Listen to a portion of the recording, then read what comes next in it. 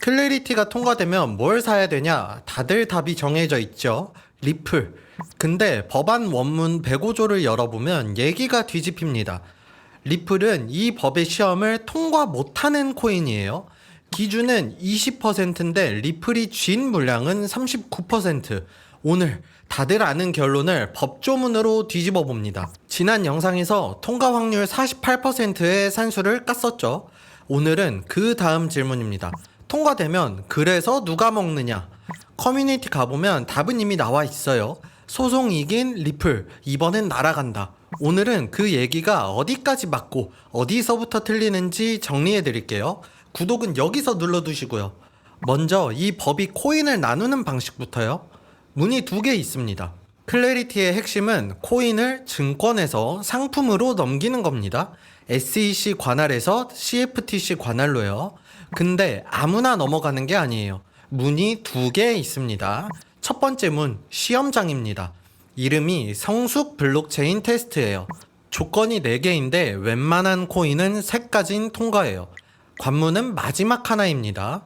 단일 주체가 토큰의 20% 이상을 쥐고 있으면 안 된다. 이거 하나예요. 탈중앙화가 됐냐 안 됐냐를 지분율 숫자 하나로 자르는 거죠. 그리고 두 번째 문이 있습니다. 이게 오늘의 주인공이에요.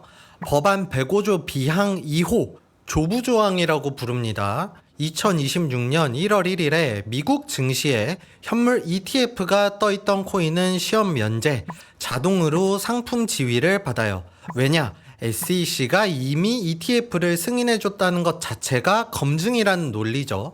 정리하면 시험 치는 문과 프리패스 문, 어느 문으로 들어가느냐가 코인의 운명을 가릅니다. 그리고 이 프리패스 명단에서 이상한 게 하나 보입니다. 자, 다들 최대 수혜라는 리플부터 볼게요. 시험장 문 앞에 세워보겠습니다. 20% 룰, 리플이 쥔 XRP가 얼마나 되느냐? 지갑에 45억 개, 에스크로에 347억 개, 합치면 총 발행량의 39%가 넘습니다. 기준의 2배예요. 시험을 치면 떨어지는 학생인 겁니다. 근데 리플은 소송도 끝났고 안전하다던데? 맞아요. 상품 지위를 받습니다. 근데 시험을 통과해서가 아니에요. 프리패스 문으로 들어갔거든요. 작년 11월에 현물 ETF가 상장됐으니까. 이 차이가 왜 중요하냐? 실력으로 딴 지위와 예외 규정으로 받는 지위는 무게가 달라요. 예외 규정은 지우개로 지울 수 있거든요. 이 지우개 얘기 잠시 뒤에 나옵니다. 그럼 프리패스 명단부터 확정해보죠. 2026년 1월 1일 그날 미국 증시에 현물 ETF가 있던 코인, 비트코인 2024년 1월, 이더리움 2024년 7월, 솔라나, 라이트코인, 헤데라가 2025년 10월 말, 도지코인과 리플이 11월, 체인링크가 12월 2일, 딱 8개입니다. 이 8개만 자동으로 상품이 돼요.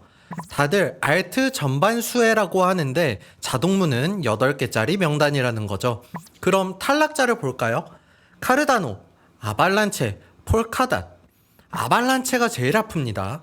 첫 현물 ETF가 올해 1월 26일에 떴어요. 커트라인이 1월 1일이니까 26일 차이로 문이 닫힌 겁니다. 폴카닷은 3월, 카르다노는 아직 현물 ETF 자체가 없어요. 이 셋은 시험장으로 가야 합니다. 규칙 만들고 심사 받고 몇 년짜리 절차예요. 여기까지 들으면 리플 홀더는 안심이죠. 근데 아까 그 지우개 얘기 지금부터입니다. 상원에 수정안이 44개 걸려 있어요. 그 중에 엘리자베스 워런 의원 것이 있습니다. 내용이 뭐냐? 조부조항 삭제, 프리패스 문을 아예 없애자는 거예요. 이게 통과되면 어떻게 되냐? 8개 중에 7개는 큰 타격이 없어요. 비트코인은 발행 주체가 없고 이더리움도 재단 지분이 한 자릿수거든요. 시험쳐도 붙어요.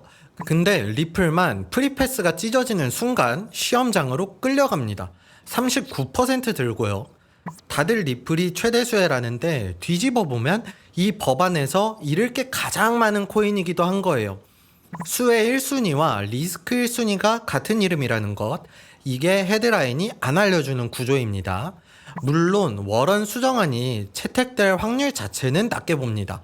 근데 확률이 낮다는 거지 리플 서사가 조항 하나에 매달려 있다는 사실은 변하지 않아요. 자, 그럼 진짜 수혜자 얘기로 넘어가죠. 힌트는 그저께 시장에 있었습니다.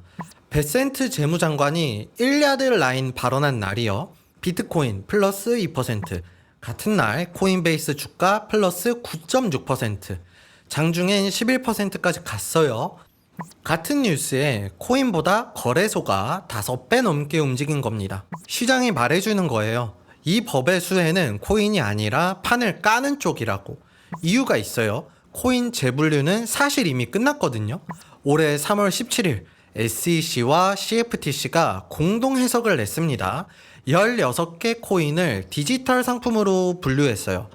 리플도, 솔라나도, 카르다노도 그 명단에 이미 있어요. 그래서 재분류 자체는 새 재료가 아닙니다. 근데 해석은 법이 아니에요. 다음 정부가 지우면 그만이죠. 클래리티의 실제 기능은 이걸 못 지우게 대못을 박는 겁니다. 코인한테는 이미 받은 지위의 보증서인데 거래소한테는 다릅니다. 상장, 수탁, 라이선스, 영업 규칙이 처음으로 생기는 거예요. 골드러시 때 돈 번 게 광부가 아니라 삽장수였다는 얘기 아시죠? 지금 이 판의 삽장수가 거래소입니다. 그리고 이 그림 지난 RWA 영상에서 봤던 구조랑 정확히 겹쳐요. 뉴욕 증권거래소 모회사 아이스가 OKX랑 손잡은 그림이요. 규제가 명확해질수록 전통금융은 크립토로 들어옵니다. 그때 재평가 받는 건 그 다리를 미리 놓은 거래소들이에요. 미국의 코인베이스든 글로벌의 OKX든 같은 자리에 서 있는 거죠. 물론 반론도 짚어야죠. 리플 쪽 방어 논리도 탄탄합니다. 첫째, 리플 레저 자체에는 밸리데이터가 150개가 넘어요. 네트워크만 보면 탈중앙화가 잘 돼 있습니다. 둘째, 리플 물량의 대부분은 에스크로에 잠겨 있어요. 매달 풀리는 양이 정해져 있죠. 셋째, 20% 룰의 지배를 어떻게 정의할지는 규칙 제정에서 정해집니다. 에스크로를 빼주면 리플도 통과할 수 있어요. 그리고 워런 수정안은 민주당 안에서도 소수 의견입니다. 채택 가능성은 낮아요. 다만 낮은 확률과 없는 확률은 다릅니다. 이건 팩트가 아니라 확률의 영역이에요. 자, 종합하고 제 해석 얘기할게요. 수혜 지도는 3층 구조입니다. 1층 자동 통과 8개. 새 자료라기보다 이미 받은 지위가 단단해지는 내구성 수혜예요. 2층 시험 대기조 카르다노, 아발란체, 폴카닷. 수혜가 오긴 오는데 몇 년짜리 시차가 있습니다. 3층 인프라 거래소와 수탁, 판 까는 쪽. 시장이 이미 5배로 반응한 곳이죠.